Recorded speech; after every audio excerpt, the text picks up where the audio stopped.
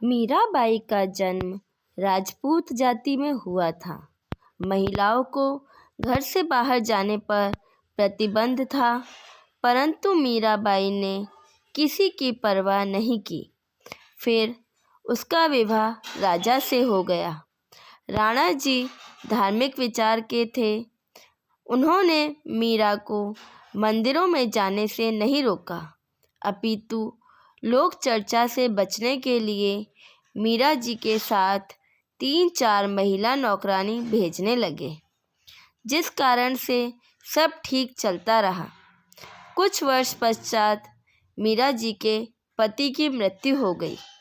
देवर राजगद्दी पर बैठ गया। उसने कुल के लोगों के कहने से मीरा जी को मंदिर में जाने से मना किया, परंतु मीराबाई जी नहीं मानी, जिस कारण से राजा ने मीरा जी को मारने का षड्यंत्र रचा। विचार किया कि ऐसी युक्ति बनाई जाए कि यह मर भी जाए और बदनामी भी ना हो। राजा ने विचार किया कि इसे कैसे मारें। राजा ने कहा कि सपेरे एक ऐसा सर्प ला दो कि डिब्बे को खोलते ही खोलने वाले को डंक मारे और व्यक्ति मर जाए। ऐसा ही किया गया। राणा जी ने अपने लड़के का जन्मदिन मनाया। उसमें रिश्तेदार तथा अन्य गणमान्य व्यक्ति आमंत्रित किए। राजा ने मीरा जी की नौकरानी से कहा कि ले, यह बेशकीमती हार है। मेरे बेटे का जन्मदिन है, दूर दूर से रिश्तेदार आए हैं। मीरा को कह दे कि सुंदर कपड़े पहनकर इस हार को गले में पहन ले, नहीं तो रिश्तेदार कहेंगे कि अपनी भाभी जी को अच्छी तरह नहीं रखता। मेरी इज्जत बेइज्जती का सवाल है। बांदी ने उस आभूषण के डिब्बे को मीराबाई को दे दिया और राजा का आदेश सुना दिया। उस आभूषण के डिब्बे में विशैला काले सफ़ेद रंग का सर्प था। मीरा ने बांदी के सामने ही उस डिब्बे को खोला। उसमें हीरे मोतियों से बना हार था।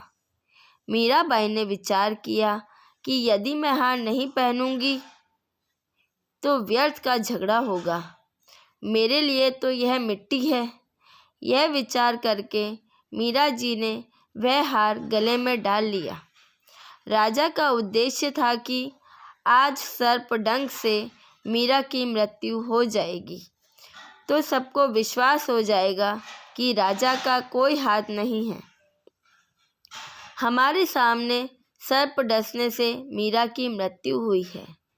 कुछ समय उपरांत राजा मंत्रियों सहित तथा कुछ रिश्तेदारों सहित मीरा के महल में गया तो मीराबाई जी के गले में सुंदर महंगा हार देखकर राणा बौखला गया और बोला, बच्चलन, यह हार किस यार से लाई है?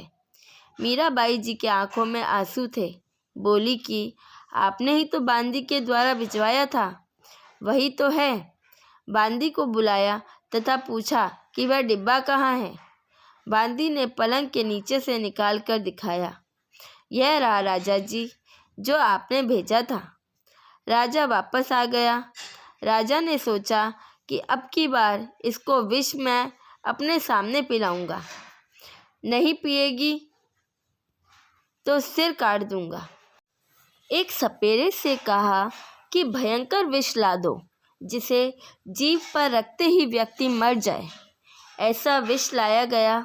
राजा ने मीरा से कहा कि ले, यह विष पी ले, अन्यथा तेरी गर्दन काट दी जाएगी। मीरा ने सोचा कि गर्दन काटने में तो पीड़ा होगी, विष पी लेती हूँ। मीरा ने विष का प्याला परमात्मा को याद करके पी लिया, लेकिन उन्हें कुछ नहीं हुआ। सपेरा बुलाया और उससे कहा कि यह नकली विष लाया है। सपेरे ने कहा कि वह प्याला कहाँ है। उसे प्याला दिया गया। सपेरे ने उस प्याले में दूध डालकर एक कुत्ते को वहीं पिला दिया। कुत्ता दूसरी बार जीभ भी नहीं लगा पाया था, मर गया। राजा ने देख लिया कि यह किसी तरह मरने वाली नहीं है। तब उसको मंदिर में जाने से नहीं रोका। उसके साथ कई नौकरानी तथा पुरुष रक्षक भी भेजने लगा कि लोग यह नहीं कहेंगे कि आवारागर्दी में जाती है। इस प्रकार मीराबाई अपनी भक्ति में लगी रहीं। जिस श्री कृष्ण जी के मंदिर में मीराबाई रोज पूजा करने जाती थी, उसके मार्ग में एक छोटा बगीचा था। उसमें कुछ घनी छाया वाले वृक्ष भी थे। उस बगीचे में परमेश्वर कबीर जी तथा संत रविदास जी सत्संग कर रहे थे। सुबह के लगभग 10 बजे का समय था। मीरा जी ने देखा कि यहाँ परमात्मा की कथा चल रही है। कुछ देर सुनकर चलते हैं। परमेश्वर कबीर जी ने सत्संग में संक्षिप्त सृष्टि रचना का ज्ञान सुनाया।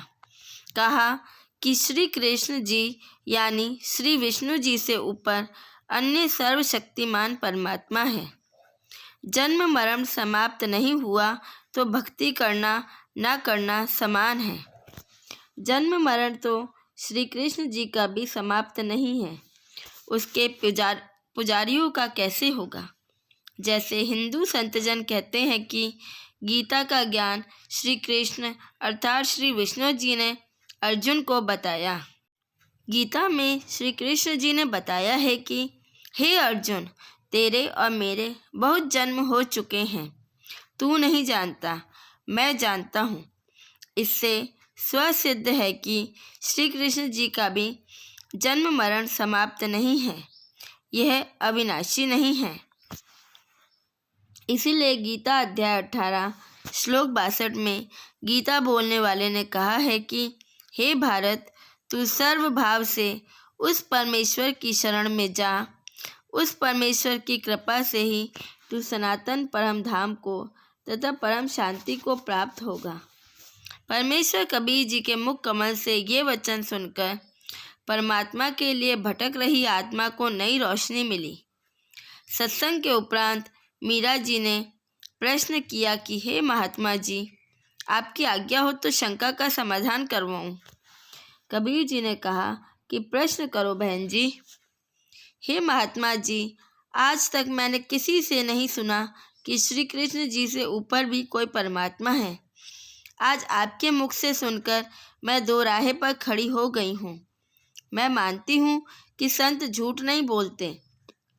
परमेश्वर कबीर जी ने कहा कि आपको धार्मिक अज्ञानी गुरुओं का दोष है, जिन्हें स्वयं ज्ञान नहीं कि आपके सद्ग्रंथ क्या ज्ञान बताते हैं। देवी पुराण के 3 स्कंद में श्री विष्णु जी स्वयं स्वीकारते हैं कि मैं विष्णु, ब्रह्मा तथा शंकर नाशवान हैं। हमारा जन्म तथा मृत्यु होता रहता है।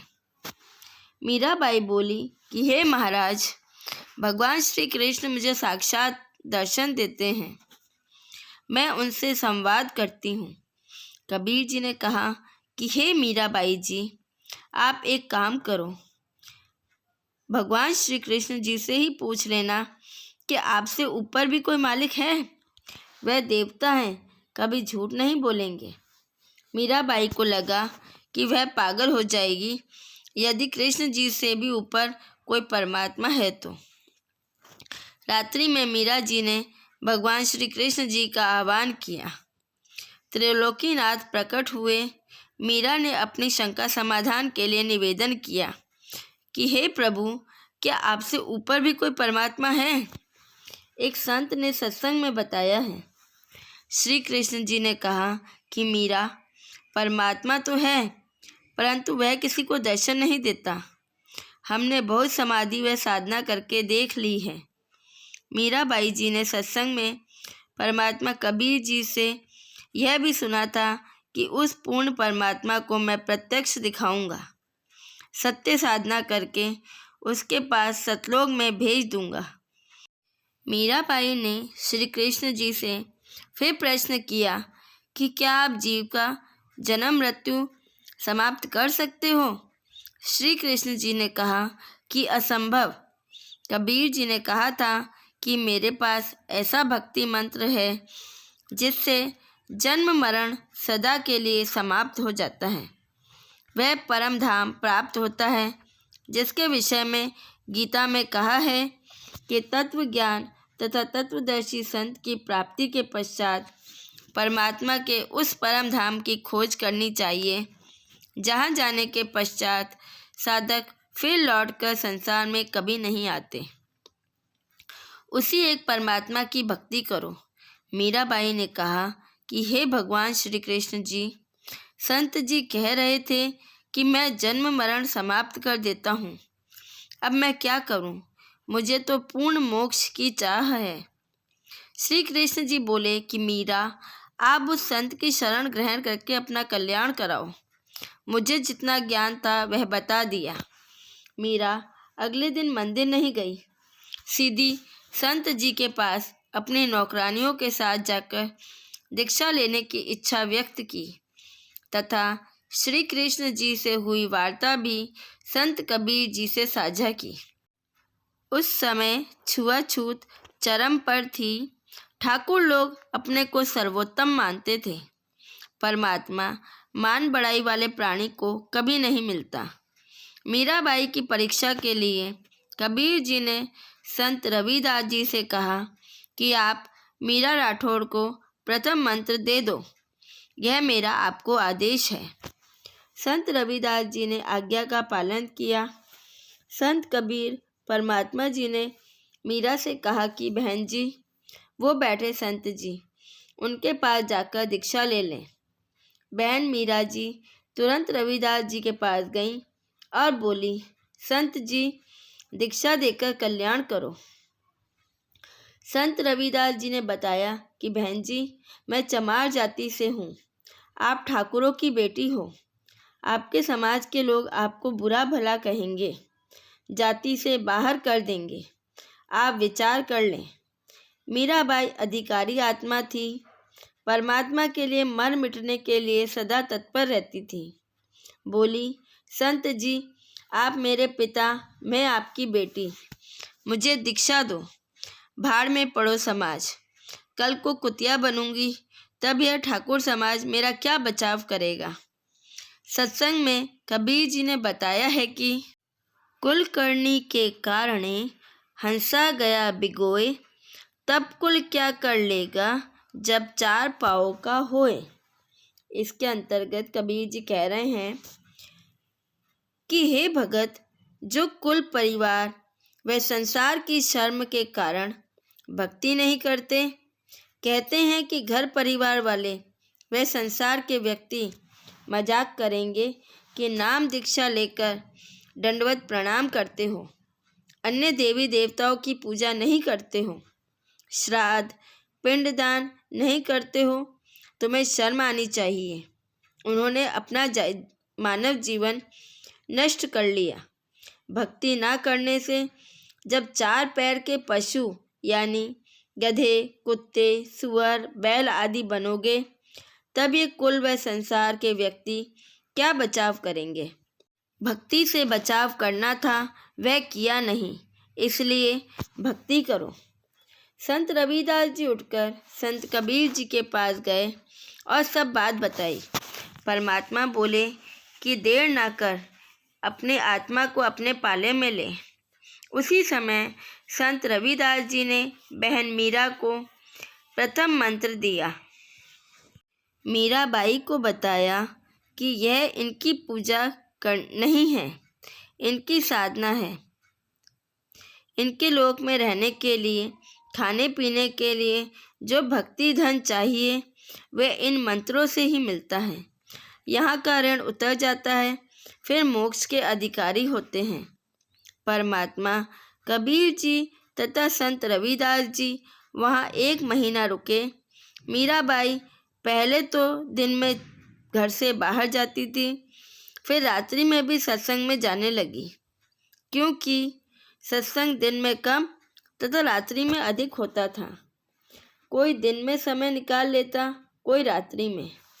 मीरा के देवर राणा जी मीरा को रात्रि में घर से बाहर जाता देखकर जल भुन गए, परंतु मीरा को रोकना तूफान को रोकने के समान था। इसलिए राणा जी ने अपनी मौसी जी यानी मीरा की माता जी को बुलाया और मीरा को समझाने के लिए कहा कहा कि इससे हमारी इज्जत का नाश कर दिया। बेटी माता की बात मान लेती है। मीरा की माता ने मीरा को समझाया, लेकिन मीराबाई टस से मस न हुई। कुछ वर्षों के बाद अपने देवर के अत्याचारों से परेशान होकर घर त्याग कर वृंदावन में चली गई। वहाँ कबीर परमात्मा जी एक साधु के वेश में गए और ज्ञान चर्चा हुई। तब मीरा को ज्ञान हुआ कि अभी आगे की पढ़ाई शेष है, यानी केवल प्रथम मंत्र का जाप संत रविदास जी ने दे रखा था। परमात्मा कबीर जी ने सतनाम की दीक्षा दी। मीरा जी को वही रूप दिखाया जिस रूप में संत रविदास जी के साथ सत्संग में मिले थे। जब मीराबाई ने राणा के अत्याचारों से तंग आकर घर त्याग दिया था, तो उस क्षेत्र में अकाल मृत्यु, महामारी, अकाल की मार शुरू हो गई। ज्योतिषियों ने बताया कि आपके नगर से संत रुष्ट होकर चला गया है, जिस कारण से यह उपद्रव हो रहा है। समाधान बताया कि यदि वह संत जीवित मिल जाए और वापस मनाकर प्रसन्न करके लाया जाए तो वह आशीर्वाद देकर सब ठीक कर सकता है। राणा ने अपने सभापतियों से प्रश्न किया कि ऐसा कौन संत था जो रुष्ट होकर चला गया। राणा का चाचा, मीरा का चाचा ससुर भवन सिंह राणा का महामंत्री था तथा परमात्मा का भक्त था। मीराबाई के साथ भोम ने भी संत रविदास जी से नाम लिया था। भोम को एक नौकर राजा ने दे रखा था। उस नौकर ने भी उस समय संत रविदास जी से नाम लिया था। वह पहले मीरा के साथ बैठकर परमात्मा की चर्चा घंटों किया करते थे। भवन मीरा को बेटी की तरह तथा साध्वी की तरह सम्मान देता था, परंतु अत्याचारी भतीजे राजा से डरता था। मीरा को सांत्वना देता था कि भक्तों का भगवान रक्षक है। मीरा के चले जाने के पश्चात भवन तथा नौकर बहुत रोते थे, याद करते थे। भीम ने राजा को बताया कि मीरा संत थी, वह चली गई, इस कारण से यह सब अनिष्ट हो रहा है। राणा ने कहा कि उसे कौन ला सकता है, मैं कभी उसे कष्ट नहीं दूंगा, प्रतिज्ञा करता हूँ। तो सेवक मीराबाई की खोज में निकले। पता चला कि मीराबाई वृंदावन में है। उन्होंने वहाँ जाकर मीराबाई से उन्हें चलने का आग्रह किया। उन्होंने कहा कि यदि आप नहीं चलोगी तो हम प्रतिज्ञा करके आए हैं कि यदि मीरा जीवित मिल गई तो हमारी बात का मान लेगी। राणा ने कहा कि यदि नहीं आई तो क्या करोगे? हमने कहा कि हम भी नहीं आएंगे। बहन जी, हमारे परिवार की ओर देखकर चलो।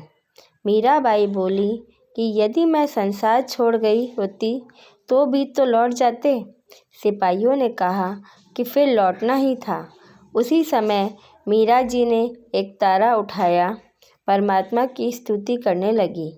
आँखों से प्रेम के आंसू बहने लगे। उसी समय श्री कृष्ण जी की मूर्ति में समा गई।